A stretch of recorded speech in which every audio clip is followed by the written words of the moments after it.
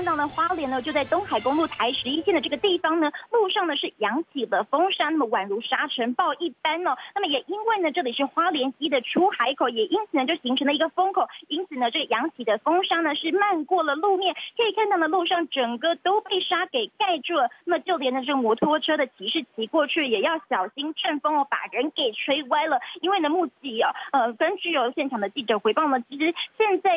这个阵风呢其实有10级以上，那么也表示说这个中台的威力呢结构越来越稳，那么也慢慢的增强当中了。那么现在呢，国军呢也针对